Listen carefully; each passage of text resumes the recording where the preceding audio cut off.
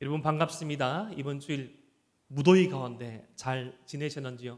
특별히 기도를 통해서 알려드렸지만 이번 주일 오늘 우리가 함께 드리는 예배는 맥주 감사 주일 예배입니다.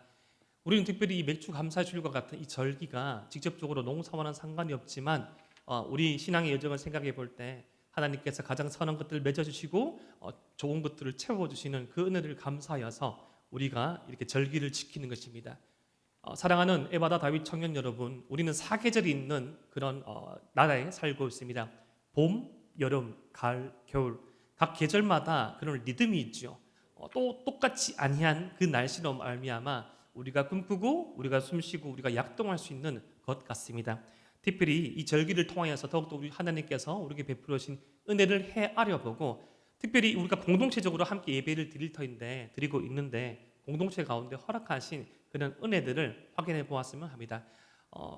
제가 잘 인사는 시키지 않지만 오늘 특별한 절기, 특별한 주일이라서 우리 주에 예배를 드리고 있는 분들과 눈 맞추며 이렇게 한번 인사해 봤으면 좋겠습니다. 조금 뻘쭘할 수도 있고 주위에 혼자밖에 없어서 참 민망할 수 있지만 혼자 계신 분들은 자신을 향해서 더 좁게 말씀해 주시고 주위에 모르는 분들이 앉아 계시더라고 꼭 눈 맞추어서 이렇게 인사해 봅시다. 하나님께서 우리와 함께 하십니다. 시작. 하나님께서 우리와 함께 하십니다. 아멘. 우리가 가끔씩 앞만 보고 예배를 드리기 때문에 착각을 할 때가 있습니다. 예배를 보는 것, 예배를 구경하는 것, 예배를 내가 어쩌면 들어주는 것, 예배를 내가 가장 쾌적한 환경 가운데 드리는 것이라고 생각할 수 있지만 우리가 하나님 앞에서 예배를 드리고 있고 우리가 함께 예배를 드리고 있다는 거 우리가 명심하면서 예배를 드렸으면 좋겠습니다. 자, 우리가 계속적으로 이 영적 전투, 이 하나님이 주시는 무기 시리즈 설교를 하고 있습니다. 여러분 특별히 오늘 어른 주부에 나간 이 복음이 신이 주는 평안이라는 이 제목은 부제입니다. 제가 평소에 쓰는 제목이 너무 길다 하여서 부제를 실었습니다. 하나님이 주시는 무기 3, 평안의 복음의 신이 풀네임이고 복음의 신이 주는 평안은 부제입니다. 자, 한번 체크해 보겠습니다. 우리 영적 전투를 위한 체크 포인트가 있지요. 한번 여쭤보겠습니다. 여러분 1번, 우리의 주적은 누구입니까? 감사합니다. 이제 14분 말씀하시네요. 마귀입니다. 마귀. 우리의 주적은 마귀입니다. 두 번째, 마귀의 특징은 여러 가지겠습니다. 다시 한 번 더 설명해 드리겠습니다. 분열시키는 자, 그리고 불평과 중상모략하는 자, 그리고 나쁜 소문을 퍼뜨리는 자, 그리고 지난주에 더해져서 도둑질하는 자라고 제가 말씀드렸죠. 자, 세 번째, 우리의 전투 위치는 어디입니까? 내자인데 혹시 기억나신 분? 예, 감사합니다. 예, 주 안에서죠. 주 밖에서 아닙니다. 주님 안에서 엔 크리스토, 주님 안에서 우리의 전투 위치는 형성됩니다. 마지막 네 번째, 우리의 능력의 원천, 우리의 능력은 어디로부터 나옵니까? 주의 힘의 능력, 주님으로부터 우리 힘이 나옵니다. 이런 체크 포인트를 이제 3주 남았는데 계속적으로 점검하시고 평생의 신앙생활 동안 우리가 계속 나침반으로 사용했으면 좋겠습니다. 오늘 우리가 함께 살펴볼 하나님이 주시는 무기 세 번째, 이 무기에 대해서 에베소서 6장 15절 말씀이 이렇게 소개합니다. 평안의 복음이 준비한 것으로 신을 신고 세 번째 무기는 평안의 복음의 신입니다. 따라해볼까요? 평안의 복음의 신. 평안의 복음의 신의 기능은 무엇일까요? 여러분 신발은 어떤 용도입니까? 지금 여러분 저는 구두를 신고 있습니다. 저는 웬만하면 평소에 구두를 신는 걸 참 지향합니다. 그런데 제가 처음에 이제 직장 생활 할 때는 슬리퍼를 신어본 적 거의 한 번도 없었고 교육자로서 생활을 할 때 너무 구두만 신고 있으니까 감히 이 슬리퍼를 신고 싶더라고요. 주위에 보니까 목사님들도 슬리퍼를 신고 계시던데 근데 그 슬리퍼를 신고 제가 모르고 화장실에 간 적이 있습니다. 그때 화장실에 갈 때 어떤 목사님께서 부르셔가지고 저는 목사님이 저를 이제 편하게 해주셔가지고 이름을 불렀거든요. 뭐 하도전사 이렇게 부를 수도 있지만 안수 일로 와봐 하면서 지금 슬리퍼 신고 어디 가는 거냐고 하길래 화장실을 갔다 온다고 하길래 절대로 사무실 밖에서 슬리퍼를 신지 말라고 갇혀진 모습으로 구두를 신고 다니라고 너의 그 모습이 성도에게 갇혀진 모습으로 외식이 아니라 언제든지 뛰어나갈 수 있는 그런 모습으로 슬리퍼를 신고 어디까지 뛰어나갈 수 있겠니? 라고 묻는데 제가 잠깐 생각이 드는 거예요. 이 밖을 벗어날 수 없으니까 갇혀진 모습으로 생활하는 그 모습 첫 번째 자세가 바로 이 구두였습니다. 여러분 신발을 정의하자면 여러분들은 무엇으로 설명할 수 있습니까? 어떤 만남, 어떤 용도, 어떤 장소에 따라서 신발이 달라지죠. 오늘날 좀 화려하게 보여야겠다. 우리 자매분들 어떤 신발 신습니까? 운동화 신습니까? 힐 신지요. 힐을 탁 신고 탁 올라가서 떡떡떡떡 이렇게 옵니다.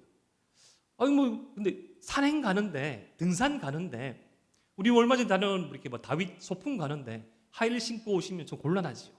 그때는 편한 스니커즈나 어떤 운동화 같은 걸 신습니다. 용도에 맞게끔 그렇게 신습니다. 예를 들어서 소개팅에 나간 어떤 형제분이 있다고 생각합시다. 미리 사진도 받아보았고 내 스타일이고 대화도 좀 통한 것 같습니다. 이제 나가서 좀 잘 하려면 될 것 같은데 너무 아무리 덥다 하여도 처음부터 이 조리, 엄지 발가락 부분이 갈라져 있는 이 부분을 신고 나간다면 그 여자분이 나를 어떻게 생각할까요? 너무 편하게 생각하지 않을까? 이 신발은 어떤 사람의 정체성을 정립할 수 있는 그런 아이템이기도 합니다. 특별히 이 오늘 말씀 에베소서 6장 말씀이 주어진 이 전투의 의미에서 로마 군인들이 신었던 이 신발을 살펴보면 그 의미를 알 수 있습니다. 로마 병사의 신발을 칼리가라고 합니다. 한번 사진 한번 띄워주실까요? 사진 한번 띄우시면 감사한데, 사진을 제가 드리지 않았나? 네, 상상하면서 한번 생각해 봅시다. 칼리가라는 신발인데 뭔가 하면 샌들인데 이렇게 묶어놓은 듯한 발목 넘어서까지 그런 신발입니다. 그러니까 우리처럼 완전히 덮여 있는 군화는 아니고 샌들인데 이렇게 빗살무늬 비슷하게 체인지 가서 묶어져 있는 그 가죽 샌들인데 밑바닥은 튼튼하게 구성되어 있고 징 같은 게 박혀져 있습니다. 이 신발은, 이 로마 군사의 신발은 두 가지 기능을 합니다. 첫 번째 기능은 바로 보호입니다. 따라해볼까요? 보호. 왜 이 신발을 신으려면 당시, 지금은 이 아스팔트가 많고 예를 들어서 이제 도로가 많지만 지금도 전쟁은 시가전도 벌이기도 하지만 이 시가 전투에서도, 시내 전투에서도 포탄이 떨어지고 뭔가 파괴되면 아스팔트 밑에 있는 이 흙이 나오게 되죠. 이제 자연에서 싸운다고 하면, 실제 어떤 밖에서 그라운드에서 싸운다고 하면 대부분 흙입니다. 그런데 일기예보 보고 싸웁니까? 야, 오늘은 비 안 오니까 싸워야겠다. 오늘은 비 오니까 휴전. 오늘은 눈이 오니까 우리 쉬자. 그런 거 없죠. 이 적을 타격할 수 있는, 적을 물리칠 수 있는 그 포인트를 잡고 우리 먼저 공격하겠습니다라고 공격하지 않고 날씨와 상관없이 전투를 치르는데, 실제로 이 진흙탕 위에서 싸울 일이 많아서 로마 군사의 이 칼리가 신발 밑에는 징이 박혀 있었다고 합니다. 그러니까 축구화로 치면 스파이크, 이 뽕 같은 거, 징 같은 거. 그래서 잘 안 미끄러지도록, 안 넘어지도록 부상을 방지했다고 합니다. 이런 실제 전투에서 신발의 이 보호 기능, 넘어지는 것을 방지하여서 보호해주는 이 기능을 영적인 전투의 의미에서 우리가 적용해 보자면, 이것은 바로 오늘 이 신발, 이 신 앞에 수식되어 있는 평안의 복음의 신과 함께 생각하자면 조금 더 이해가 빠를 것 같습니다. 우리가 신어야 할 신이 있다. 영적 전투에서 우리가 신어야 할 신발이 있는데 그냥 신발이 아니고 어떤 메이커의 신발이 아니고 평안의 복음의 신이라고 합니다. 이 평안 복음에 대해서 알아보기 원합니다. 사랑하는 에바다윗 청년 여러분, 복음이 무엇입니까? 이 복된 소식, 이 가스펠이 무엇입니까?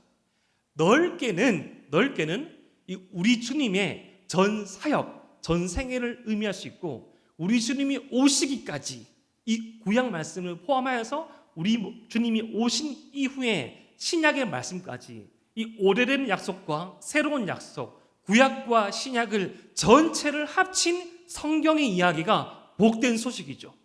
하나님께서 저와 여러분들을 창조하셨고 여러분들을 한 사람 한 사람 위한 귀한 뜻이 있고, 이 귀한 뜻을 인간이 범죄하여서 이것을 이룰 수 없는 처지와 상황 가운데 처해졌지만 아버지 하나님께서 포기하지 아니하시고 구약시대에는 선지자를 보내시고 구약시대에는 왕을 보내시고 구약시대에는 나라를 만드셔서 그 하나님의 나라로 그 구원의 여정을 보여주려 하셨지만 끝내 실패한 이스라엘의 역사 끝에서 포기하지 아니하시고 예수 그리스도, 하나님의 한 분 아들이신 예수 그리스도를 이 땅 가운데 친히 보내주시사 저와 여러분과 똑같은 몸을 입고 저와 여러분과 같은 똑같은 시간 안에서 저와 여러분들이 흘릴 모든 눈물, 모든 슬픔, 모든 연약함을 감당하게 하시고 현재, 미래, 과거 모든 죄를 짊어지시고 죽으시고 3일 만에 부활하시고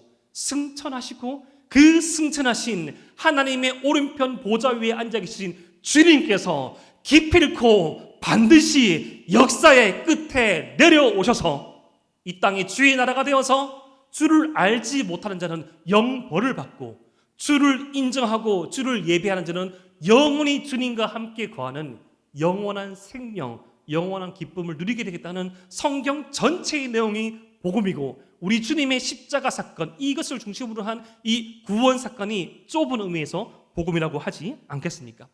그런데 이 복음을 들으면 이러한 복음을 넓은 의미에서 복음을 듣거나 좁은 의미에서의 십자가 복음을 듣거나 그 복음을 내가 지식적으로 이해하고 내가 감정적으로 동의하며 의지적으로 그 복음을 붙잡고 살아갈 때 저와 여러분들은 어떠한 상태에 처하게 되는가 하면 평안한 상태에 처하게 됩니다.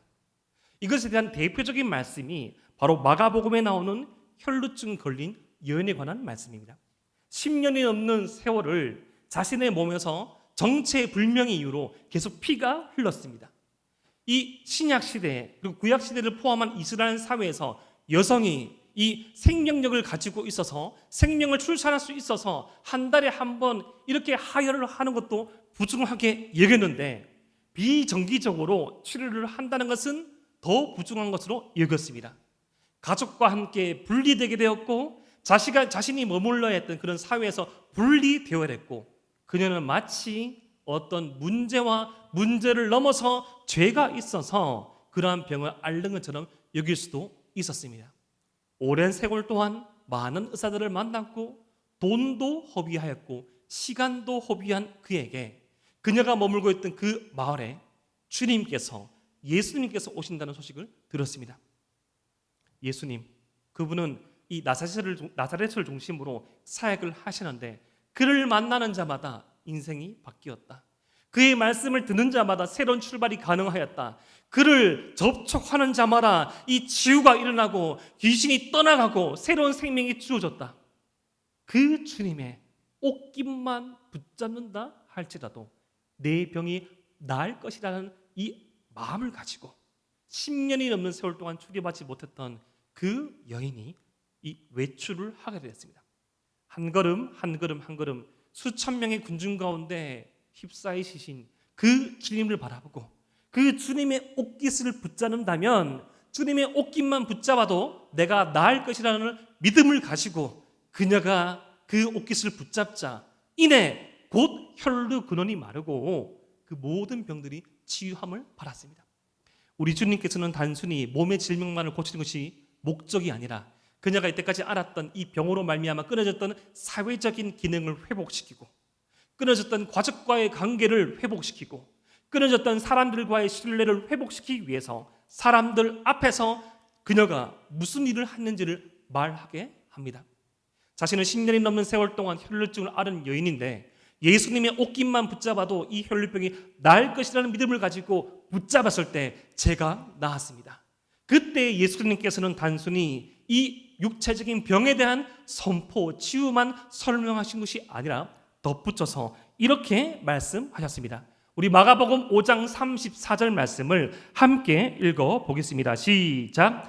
예수께서 이르시되 딸아 내 믿음이 너를 구원하였으니 평안히 가라 내 병에서 놓여 건강할지어다.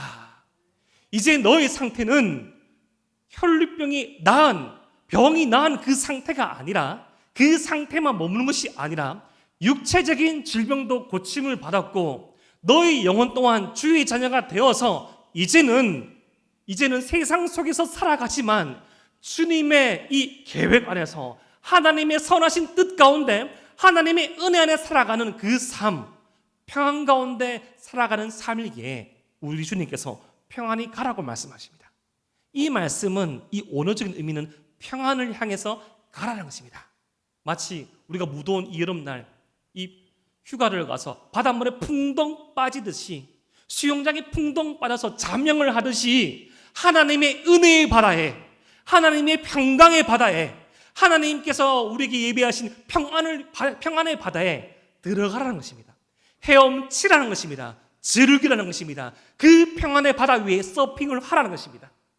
그전에는 불안과 염려와 비교와 괄시와 죄악의 물길이 넘실대는 그 정욕의 바다 위에 있었다면, 이제는 하나님으로부터 은혜를 입은 인생은 평안 속에서, 평안 위에서 살아가는 인생임을 우리 주님께서 평안을 향해 가라는 표현으로 말씀해 주셨습니다. 요한복음 14장 27절에서도 불안해하는 제자들에게 우리 주님께서 이렇게 말씀하셨죠. 평안을 너희에게 끼치노니 곧 나의 평안을 너희에게 주노라. 내가 너희에게 주는 것은 세상에 주는 것과 같이 아니하리라. 너희는 마음에 근심하지도 말고 두려워하지도 말라. 예수님께서 이제 곧 떠나신다고 말씀하시니 주님과의 분리를 생각지도 못한 제자들에게 평안을 너희에게 준다. 평안을 너희에게 주노라. 세상에 줄 수 없는 평안을 너희에게 주노니 걱정하지도 말고 근심하지도 말라라고 말씀하십니다. 사랑하는 에바라비 청년 여러분, 우리 주님 믿으면 정말 걱정이 없습니까? 우리 예수님 예배하면 정말 걱정이 없습니까? 당장 오늘 예배가 마쳐지면 그 누군가는 다시금 돌아갈 집의 환경을 두고 걱정합니다. 예배 잘 드렸는데 은혜 쏟으면 안 되는데. 어느 누군가는 돌아갈 아르바이트 현장을 걱정합니다. 오늘 또 진상소리 만나면 안 되는데, 사람을 만나지 강아지를 만나면 안 되는데. 또 어떤 누군가는 내일 출근할 그 직장을 걱정합니다. 부장님 하라는 거 다 하지 못했는데. 또 어떤 누군가는 자신이 준비하고 있는 이 시험과 과정을 걱정할 수 있습니다. 과연 부모님의 기대에 부응할 수 있을까? 어느 누군가는 오늘 밤 그 잠을 걱정합니다. 잘 잘 수 있을까? 만약이라는 그 질문 앞에서 또 꼬리와 꼬리를 물어서 안 그래도 더운데 과거의 실패와 나의 형언할 수 없는 이 감정적인 요동으로 잠을 설치진 않을까? 주님 믿는다고 걱정이 없습니까? 주님 믿는다고 걱정거리가 다 우리를 피해서 갑니까? 아닙니다. 지금 주님께서 우리에게 하시는 말씀은 걱정거리가 없다는 것이 아니라 우리 주님과 함께 나아갈 때 그 걱정거리를 평안으로 바꿀 수 있는 능력을, 상태가 우리와 저와 여러분들의 상태임을 말해주고 있는 것입니다. 그런데 우리가 이 복음을, 이 신앙생활을 하고 있음에도 불구하고 그러한 걱정거리가 넘치는 삶, 평안이 없는 삶을 왜 하는가 살펴보기 필요합니다. 저는 많은 성도, 저를 포함한 많은 성도, 저를 포함한 많은 청년, 저희 이 내면을 살펴봤을 때 내 속에서 이 잘못된 평안이 없을 때 두 가지 극점 가운데 사이에 위치하고 있는 것을 바라보게 됩니다. 이 지나친 잘못된 자기 사랑을 하는 경우에 평안이 없습니다. 제가 너무 소중한 거예요.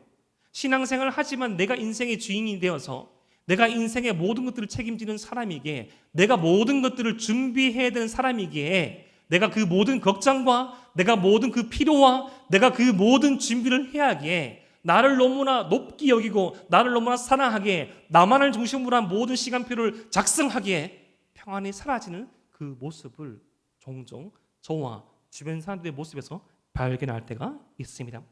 또 극점으로 잘못된 자기 혐오로 말미암아 평안이 없음을 바라봅니다. 난 안 돼. 오늘 또 예배당 잘 것 같은데. 눈이 벌써 따갑네. 난 이상하게 말씀 시작하면 자고 그 폐회성 하면 깨더라. 그래도 은혜는 받겠지. 집중해. 자고 나면 시무룩해집니다. 특정한 어떠한 분풀에 있어서 실수를 하고 그 죄악된 습관과 그것이 언어적이거나 그게 행동적이거나 그게 선택적이거나 그 어떤 것을 반복될 때 회개를 할 수 있는데, 우리 인생의 방향을 돌이켜서 주님께 나갈 수 있는데 그렇게 하지 아니하고 자기 혐오에 빠질 때가 많습니다. 화살을 자기에게 쏘는 거예요. 마치 스스로의 목숨을 끊어내는 것처럼 자신의 영혼의 목줄을 조아매는 그런 모습들을 제 속에서도 발견하고 성도들의 삶 가운데서도 발견할 때가 있습니다. 우리는 어쩌면 극진한 자기 사랑과 자기 혐오 이 극점 사이에서 균형을 맞추지 못하고 그것을 떠난 이 바른 길을 택하지 못할 때가 만함을 바라보게 됩니다. 그럼 우리는 어떻게 합니까? 어떻게 하는 것이 이 건강한 자기 사랑이며 건강한 신앙생활의 부르심, 신앙생활의 지름길일까요? 그것에 대해서 베드로후서 1장 10절 말씀이 저와 여러분들에게 이렇게 권면합니다. 우리 베드로후서 1장 10절 말씀을 큰 목소리로 함께 한번 읽어 보겠습니다. 시작. 그러므로 형제들아 더욱 힘써 너희 부르심과 택하심을 굳게 하라. 너희가 이것을 행한즉 언제든지 실족하지 아니하리라. 아멘. 우리가 실족하지 아니하려면 우리를 택하심과 우리를 부르심을 굳게 하라고 말씀하십니다. 우리를 택하시고 우리를 부르신 것 복음이지요. 저와 여러분들을 향한 복된 소식, 저와 여러분들을 향한 이 복된 말씀, 저와 여러분들을 향한 그 복된 계획에 대한 택하심과 부르심을 확증해야 합니다. 제가 계속 이 영적 전투 시리즈 가운데 계속적으로 강조하고 반복해서 말씀드리지만 성도가 묵상해야 할 것은 과거의 실패와 모난 내 모습과 주님을 떠난 그 상태와 상황이 아니라 기독 청년이 묵상해야 할 것은 주께서 베풀어 주신 은혜입니다.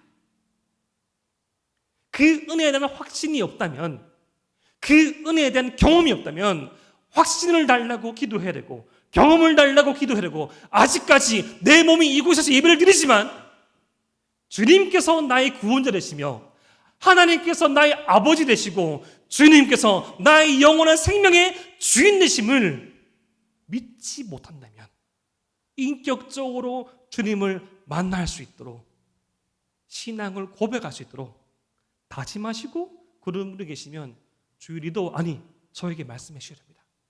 복음에 대해서 기초부터 배우고 인격적으로 받아들이고 실도하여서 주의 성도와 주의 자녀로 거듭나서 출발하는 생활을 시작하셔야 됩니다. 복음을 알고 있는데, 주님을 알고 있는데 우리가 실족하고 넘어지고 우리가 흔들린 이유는 우리를 향하신 주님의 부르심과 택하심을 잊기 때문입니다. 저와 여러분들이 기억해야 할 것, 이 신발이 가지고 있는 첫 번째 의미, 보호, 우리를 향하신 부르심과 택하심의 복음을 잊어버리지 아니하는 저와 여러분 되시기를 주님의 이름으로 축복합니다. 이 영적 전투, 이곳에 쓰이는 세 번째 무기인 이 신의 이 두 번째 기능은 바로 기동성입니다. 따라해볼까요? 기동성. 여러분, 이 신발, 이 전투에 있어서 신발의 기능에 대해서 일찌감치 주목한 사람이 있었습니다. 그는 바로 일찍이 이 서양을 제패했던 알렉산더 대왕입니다. 이 그리스 위의 마케도니아 왕국, 그곳의 이제 왕자였죠. 황제가 되었는데 그는 유심히 관찰해봤습니다. 어떻게 하면 효과적인 승리를 거둘까? 어떻게 하면 압도적인 승리를 거둘까? 대부분 전쟁이 시작되어도 전쟁의 선전포고를 하고 먼저 초병을 몰아서 감시를 하고 말하고 난 다음에 사람들이 예측한 범위에서 전투가 일어나니까 결국 전력이 우세하거나 결국 무기가 잘 갖춰졌거나 이 전법이 뛰어난 뻔한 승리, 뻔한 패배가 반복되는 것을 발견했습니다. 그런데 이 적들이 예측하지 못한 타이밍에 먼저 당도하면 이긴다는 사실을 발견했습니다. 그럼 어떻게 우리 군대를 빨리 이 적진에 도착하게 할까? 신발을 개선한 거예요. 보병이 줄을 이루는 군인들이 신는 신발을 이 칼리가의 형태로 만들어 가지고 잘 미끄러지지 않고 잘 해지지 않고 빨리 달릴 수 있는 신발을 개량함으로써 이 국가 간의 전투가 일어나는데 예상을 합니다. 마케도니아가 쳐들어온다. 알렉산더와 그의 일당이 쳐들어온다. 아마 한 3일 걸리겠지 라고 생각했는데 이틀을 걸리는 거예요. 이틀을 걸리니까 초전 박살나는 겁니다. 속도를 조절하는 거예요.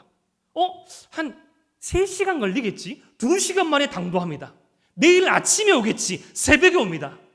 신발이 개선되니까, 기동력이 있으니까, 속도가 붙으니까 전쟁에서 백전백승을 이 알렉산더 대왕이 거두게 되었습니다. 로마 제국의 특징은 다른 나라의 좋은 것들을 잘 흡수한다는 것입니다. 일찍이 알렉산더 대왕의 그 군대의 신발의 뛰어남을 보고 이 로마의 보병 또한 이 칼리가 이 신발을 받아들였습니다. 그래서 길이 좋은 것도 있었지만 그 좋은 걸 위해 속도를 내어서 돌진하는 이 보병 앞에서 로마는 확장되고 확장되었다는 것입니다. 이런 실제 전투의 신발이 기동성을 주듯이 평안의 복음의 신 또한 저와 여러분들에게 기동성을 줍니다. 여러분, 우리에게 사명이 있기에, 저와 여러분들에게 복음을 통한 평안이 있기에 삶 가운데 에너지가 있는 거예요. 꿈을 향한 발걸음을 내디딜 수 있는 거예요. 우리가 이 목적이 있기에 우리의 발걸음이 가벼울 수 있다는 것입니다. 평안의 복음의 신이 주는 이 기동성, 평안의 복음이 우리에게 주는 이 발걸음의 가벼움. 여러분들 한번 여쭤봅시다. 여러분들의 발걸음은 언제 무거워집니까? 피곤할 때라고 말할 수 있겠죠. 잠을 잘 못 잤을 때 라고 하지만, 잠을 아무리 밤새 자지 못하더라도 내가 20만 원을 주고 예매한 콘서트장에 뛰어가지 않습니까? 내 지정석이 있지만 더 빨리 가야 돼. 그러면서 물 200만 톤이 나오는데 흠뻑 젖어야 돼. 야, 오늘 축제 누구 오는 거 알았어? 빨리 밤새서 신발, 이번에 그 엔사 신발 출시한다는데 줄 서가지고 이 당첨표 받아야 돼. 내가 원하는 것이 있으면, 내가 먹고 싶은 것이 있으면, 내가 가야 할 곳이 있으면 우리의 발걸음은 우리의 상황과 환경을 초월해서 전우의 시체를 넘고 넘어 더 빠를 때가 많음을 발견합니다. 그런데 저와 여러분들, 주의 은혜를 입은 자들은, 주의 은혜 안에 있는 자들은 이 평안의 복음의 신으로 말미암아 저와 여러분들에게 기동력이 있다고 합니다. 그 평안의 복음을 신은 자들의 발걸음에 대해서 이사야서 52장 7절 말씀이 이렇게 묘사합니다. 우리 함께 한번 읽어보겠습니다. 시작. 좋은 소식을 전하며 평안을 공포하며 복된 좋은 소식을 가져오며 구원을 공포하며 시온을 향하여 이르기를 내 하나님이 통치하신다 하는 자의 산을 넘는 발이 어찌 그리 아름다운가. 자, 좋은 소식, 복된 소식, 구원, 하나님이 통치하신다. 다 똑같이 복음이죠. 이 땅의 주인은 하나님이십니다. 사람은 그 누구나 처한 어떤 상황이나 환경으로 평가받는 것이 아니라, 사람은 그 어떤 피부색이나 외모나 사람의 어떤 그 능력으로 평가하는 것이 아니라 주님께서 지으신 존귀한 형상이며, 하나님을 우리 인생의 주인으로 맞아들인다면, 하나님을 우리 인생의 왕으로 맞아들이는 모든 자들에게는 동일한 가능성이 있습니다. 하나님께서 그들에게 새로운 출발을 허락하시고, 하나님께서 그들을 주의 자녀로 삼아 주셨고, 주님께서 그들의 목자리시사 우리 삶 가운데 새로운 출발과 가장 선한 것으로 인도하시는 그 평안의 복음이 우리 가운데 있습니다. 이것을 내 가슴 속에 담아두지 못한 거예요. 이 복된 소식을 내 가슴 속에 담아두지 못한 거예요. 정말 좋은 것이 있는데, 좋은 것을 주신 분이 바로 너무나 내가 자랑스러운, 나를 사랑하시는 하나님이라면 선하게 자랑할 수 있죠. 가끔씩 그렇게 아이들을 교육하면 안 되는데, 가끔씩 뭔가를 딜해가지고 아이들한테 교육이라는 뭔가를 시킬 때가 있습니다. 특별히 저희 집의 둘째 아이는 상당한 겁쟁이 중에 겁쟁이입니다. 이제 머리 자른 걸 제일 싫어하거든요. 머리 자른 걸 제일 싫어하는데 어제 드디어 머리를 다시 잘랐습니다. 잘라가지고 시원하게 잘랐는데 이렇게 설득했습니다. 아내가 묻는 거예요. 애들이 묻는데, 오빠 머리 자르면 뭐 해줄 거냐고. 참 이 뭐 해주지 않아도 하는 것이 이 당연한 것이 우리가 에베소서 말씀에서 배웠던 은혜인데, 그들은 은혜가 은혜인 줄 모르는 것이죠. 아직까지 유아적이라서. 그래서 어제 너무 더워가지고 이렇게 말했죠. 치킨 사준다고 그래. 묻습니다. 한 마리? 한 마리로 부족하다 이거죠. 두 마리. 모든 것이 평화가 주어졌습니다. 집에 가니까 아이들이 둘 다 머리를 잘랐더라고요. 머리를 잘라가지고 이 치킨을 먹었는데 너무 마음이 흡족한 거예요. 이 조금 고급 브랜드를 먹었습니다. 원래는 이제 막 3종 세트 더 들어간 거 뭐 이렇게 더 몸에 별로 안 좋으면서 양 많은 걸 먹어야 되는데, 그날따라 좀 더 무더운 날씨 가운데 나 또한 이 부자 코스프레를 하고 싶었습니다. 죄송합니다. 농담입니다. 그렇게 먹었는데 할머니께서 전화가 오시는 거예요. 어머니가 전화가 왔습니다. 애들한테 목소리 듣고 싶어서 말하는데, 뭐 어머니께서 그 시간에 식사를 했는지 안 했는지 모르죠. 근데 애들이 자랑한 거예요. 할머니, 저 치킨 먹었어요. 그러면서 윙도 먹었고요, 후라이드도 먹었고요. 시간이 이른데 지금 할머니 식사한지 안 했는지 모르는데 너무 자랑하고 싶은 거예요. 나중에 통화 끊고 물어봤습니다. 얘들아, 왜 그랬니? 너무 자랑스럽단 거예요. 아빠가 치킨을 사는 것이 너무 자랑스럽던 거예요. 그러면서 마지막 하는 말은 또 사줘. 또 사줘. 그러니까 걔들의 입장에서는 우리는 흔히 예의와 상식을 가르치면서 자랑하지 말라라고 하잖아요. 하지만 어린아이들은 자기가 사랑하는 부모님이, 자기가 사랑하는 아빠가 내가 정말로 원하는 것을 해줬을 때 자랑하고 싶은 거예요. 사람에게 해가 되지 않으니까 자랑하고 싶은 거예요. 저와 여러분들에게 허락하신 이 은혜가 너무나 각집이게 나를 사랑하시고 여러분을 사랑하시고 영원히 사랑하는 그 주님의 은혜가 너무나 크기에 우리는 사람들에게 자랑할 수 있는 것입니다. 멸시하고 난 이거 있는데 넌 이거 없지라고 말하고 자랑한 것이 아니라 너무 좋은 게 있다. 너무 선한 게 있다. 너무 귀한 것이 있다. 우리에게 주어진 모든 인생 가운데 참된 기쁨의 출발이 주님 안에 있다. 라고 말을 하는 입이 복되다고 말하는 것이 아니라 오늘 말씀 보면 그런 말들을 전하는 자들의 발이 복되다고 말합니다. 이 말씀을 인용한 로마서 10장 15절 바울도 마찬가지 이렇게 말합니다. 보내심을 받지 아니하였으면 어찌 전파리요 기록된 바 아름답도다 좋은 소식을 전하는 자들의 발이요 함과 같으니라. 로마서 10장에서 유대인과 이방인들, 유대인 이 그리스도인들, 이방인 그리스도인들의 하나님의 뜻을 말하면서 전하는 자들이 있었기에 전하는 자들의 발을 통해서 우리에게 주어지는 복음의 그 위대함과 아름다움을 말하면서 사도 바울은 또한 발이 아름답다고 말합니다. 발의 방향이 우리 인생의 방향입니다. 우리의 발걸음은 무엇을 향하고 있습니까? 우리의 발은 어디를 향할 때 제일 신납니까? 사랑하는 에바다위 청년 여러분, 말은 하기 쉽습니다. 밥 먹으러 가자, 뭐뭐뭐 하자, 약속은 하기 쉽지만 그 약속을 실천하기 위한 발걸음은 어렵습니다. 어려워요. 얼마 전에 에바다 시험 기간에 격려를 갔었죠. 그때 하루에 60km를 차를 탄 적이 있는데 첫날에 우리 회장님과 함께 모닝을 타고 가다가 제가 너무 뇌가 늘려가지고 그 다음날 봉구를 타고 갔거든요. 그냥 별거 아니었습니다. 그냥 찾아가서 그냥 준비한 선물 주면서 주님 안에서 화이팅 하자고 말만 하고 왔습니다. 근데 친구들은 어떤 청년들은 그렇게 또 여기더라고요. 목사님 이거 주시려고 여기까지 왔습니까? 라고 말하지만 그 선물을 주는 게 중요한 것이 아니라 그 선물을 주기까지 저는 그를 생각하죠. 저는 그를 위해서 기도하죠. 저는 그들과의 만남을 기대하죠. 만나고 주고 오는 날에 다시금 기대하고 기도하고 생각하죠. 장차 이들을 통하여서 바꾸실 하나님 나라의 역사를 생각하죠. 장차 그냥 소화되고 이게 배설돼서 없어질 간식이 아니라 내가 주는 것은 이 작고 작은 간식이지만 영원히 썩지 아니하는, 영원히 마르지 아니하는, 영원히 모자라지 아니하는 생명의 양식을 주시는 주님으로 말미암아 그 주님의 은혜의 양식을 먹을 그 청년을 통해서 확대되고 확장될 주의 나라를 보지요. 말은 쉽지만 발이 가기는 어렵습니다. 말에서 발로, 알면서 삶으로, 은혜의 자리에서 순종의 자리로 나아감이 필요합니다. 이것을 극명하게 보여주는 말씀이 바로 사도행전 1장에 나옵니다. 우리 주님께서 이 사도들과 그리고 500여 명이 넘는 사람들과 함께 40일 동안 지내시면서 마지막 이 승천하시면서 우리 주님께서 사람들에게 이렇게 말씀하십니다. 사도행전 1장 4절 말씀 우리 함께 한번 읽어보겠습니다. 시작. 사도와 함께 모이사 그들에게 분부하여 이르시되 예루살렘을 떠나지 말고 내게서 들은 바 아버지께서 약속하신 것을 기다리라. 그런데 이 말씀을 하신 곳은 예루살렘이 아니었습니다. 사도행전 1장 12절 말씀 제가 읽어드릴게요. 제자들이 감난원이라 하는 산으로부터 예루살렘에 돌아오니 이 산은 예루살렘에서 가까워 안식일에 가기 알맞은 길이라. 예수님께서 승천하신 승천산은 감난산에 있습니다.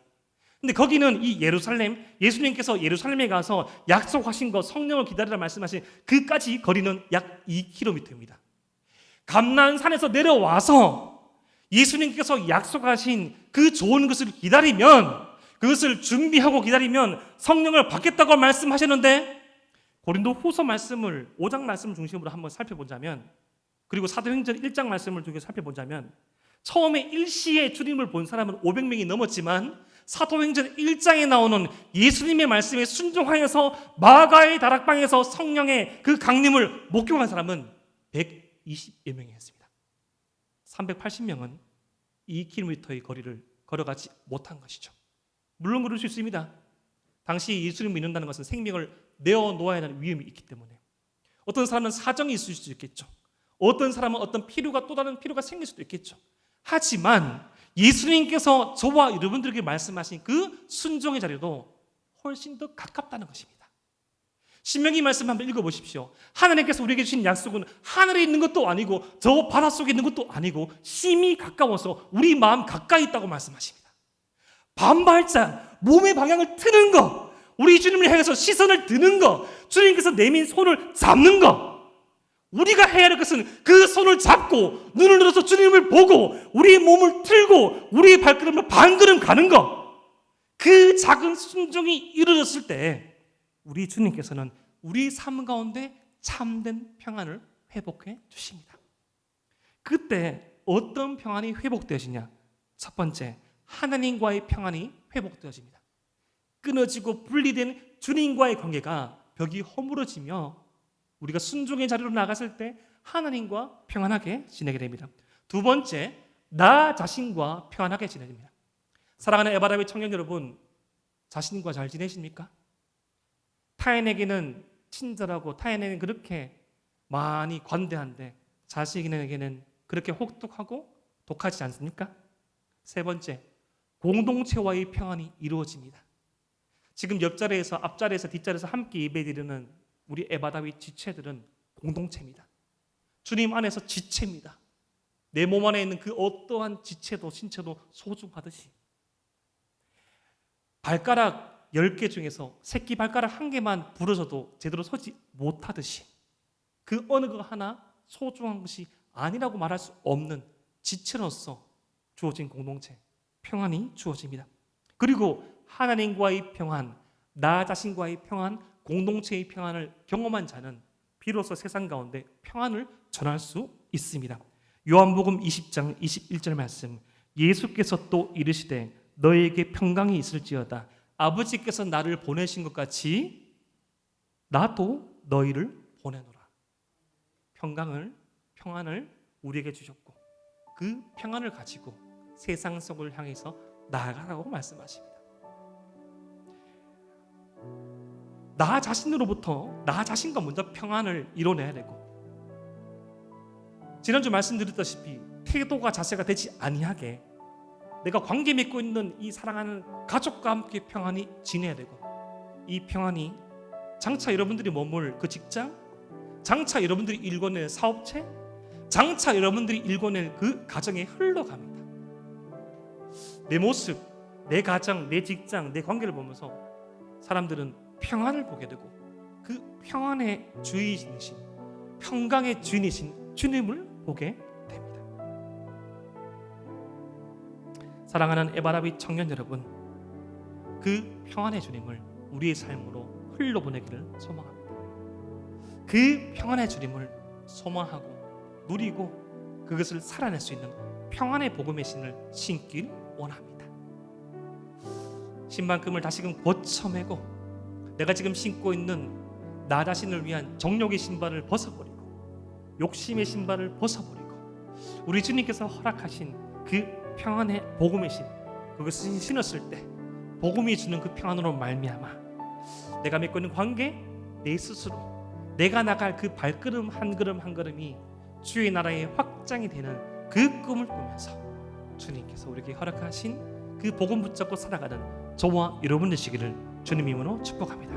기도드립니다.